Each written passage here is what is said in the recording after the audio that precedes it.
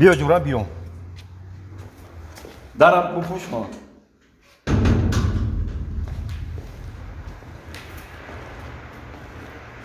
آنا می خونه ما را دیدی؟ این حولی ما دیدی؟ کلونش دیدی؟ این خونه ما بسیار میبینیم تا در خدای را بهوده میگردی هیت بهوده میگردی همه خونه ما را بیایی نگاه کنی و من معاشت کنم نمیشود میشه رئیس جان من همین خونه شما رو نگاه کنم معاش نقص میتین من با نمیتونم تا معاش خوبت میتونم شید رئیس جان من همین خونه شما رو خوشرو نگاه میکنم شید من همین 2 روز پس میام با یک خبرت میگیرم ببینیم که خانه را خوشرو نگاه کرده ای با ما موقع آدم با کم ترک با معاش با میوردم رحمت رئیس جان رحمت من همین خونه شما رو جای خوب گشته جای خوبم هست خوراکه هست پیتنی هم هست همینجا در خواب میکنی همینجا میخری فقط همین خانه را نگاه میکنی خوب شده است رئیس جان فهمیدی من همین خانه شما رو گفتم که کلتور نه نگاه میکنم شی اینا من کای کارم با بسیار با او پایان دمیاد در چه دیگه دارم خوشبو فهمیدی خیر با من 2 روز پس میام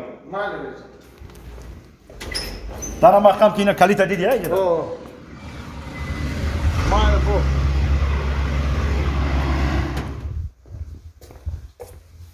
ای بچه ما ای رفتیم خونه را نگاه که ای چی تا مصرعه ای چی ای کجا را نگاه داشته باشم ای چی تا مصرعه ای خیلی اجاد ای چی گپای ما ترا چی گفتم ما ترا باور کردم که معاشت میتم خونه را نگاه که هم خیلی نگاه میکنی خونه را ای چی خیلی نگاه کنی ها رئیس جان آخه نگاه دارم خانه رو کو چی خیلی نگاه داری حالی سرت میکنم حالی همین کار سرت میکنم اینجا فهمیدی باورت کردم من میرم با میام یک بار دیگه میبینم من خیلی نگاه کسی کو با نگاه کن ای چی خیلی نگاه کنی خوش نگاه خانه را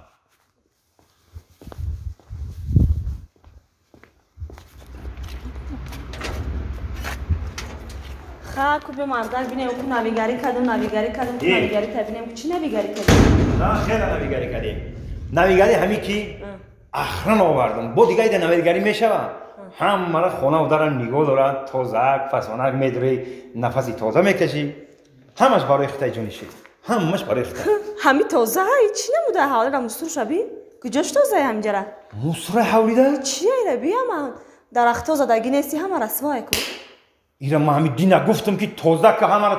تازه که همین خد جمعش کردم با تازه نکرده نفهمیده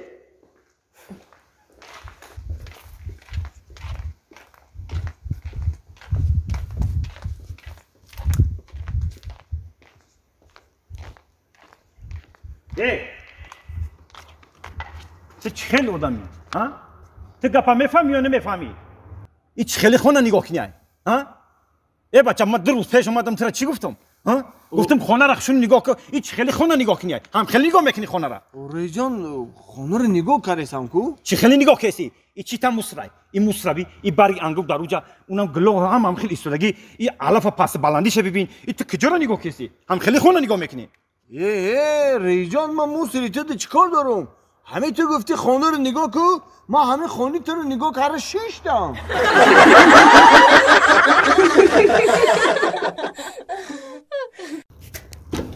بیا زنم بدرو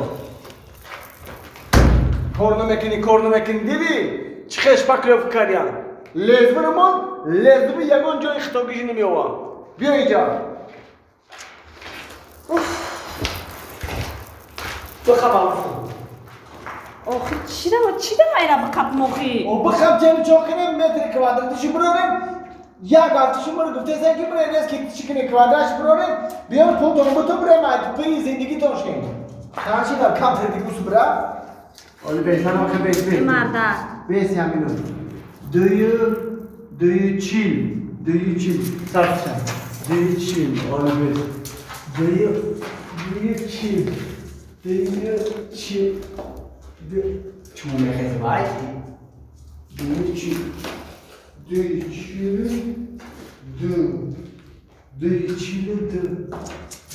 چیل با بالاش مانی چند میشن 4 در بالاش مانی 2 اگه نفهمه اگه جا میفهم چیز کروستو گیره مرده گوش که مرا در خونه هیچی نیست که انصاف داری یا خب که هیچی نیست هیچی نیست دوی چور دوی بولو کنی شاش چون که 6 کوادرات میشه این خدا رو هم 6 پکلوف کردم نخوش 6 کوادرات شما بخواب اوترم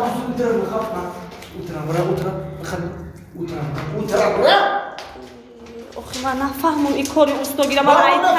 این طرف روی میکنه این طرف روی میکنه خم ایش بود دو سه برومان ساعتش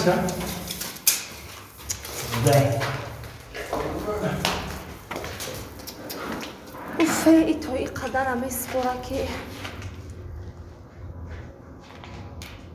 مردک اول اینجا بیا چیه؟ اینه معلم ایکو معلم متماتیک ایکو تو نفهمی من نفهم اینه معلم میفهمه اینم را فرود که به این حساب کتاب کنه کمالی نه سلام علیکم معلم جون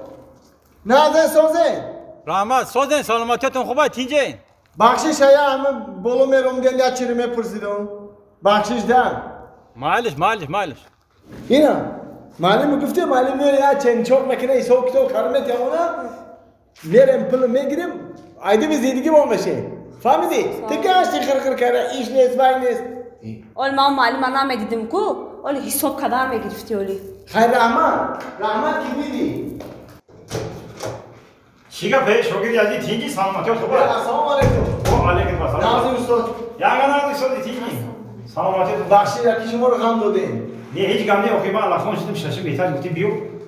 چیگه با تینجی راست دیگه استاد همین خونه رو همیش پکلیف کنم همین خیالختی انقدر ایسوکتو کردیم راست دیگه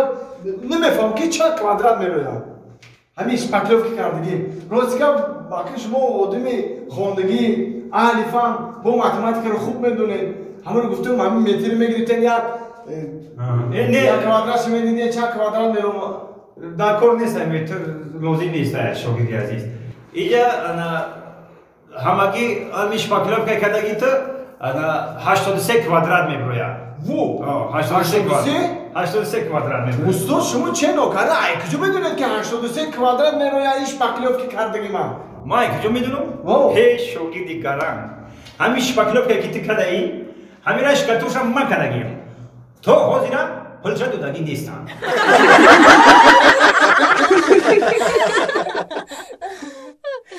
بیو مرامت گذار بیو خشومده مرامت ای بولو گذار اینا برای ما کدی نه برای تو نه یادو مهمونی قدردان میومد خسر میومد اوباما کیو اکترام آدمی آخه که گذار بیو چیزش دیگه شک اومدی ایوس گذار ایوس سراس منشه همش برای خطای مرامت گذار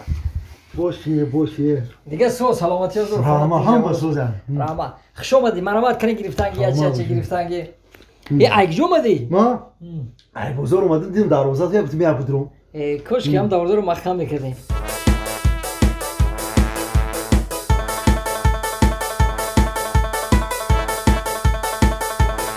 من این اوقاته برای اتم کرده بودم ای باشه کیم کدام جوراش فیراد کرده ای عقل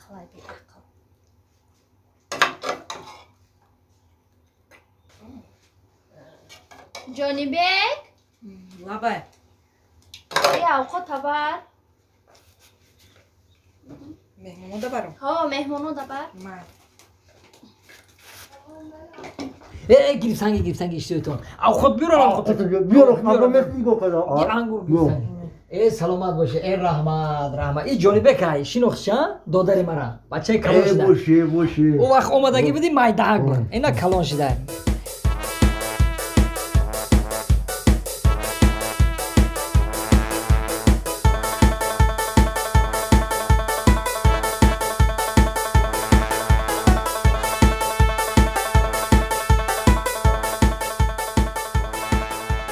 چی کامپوت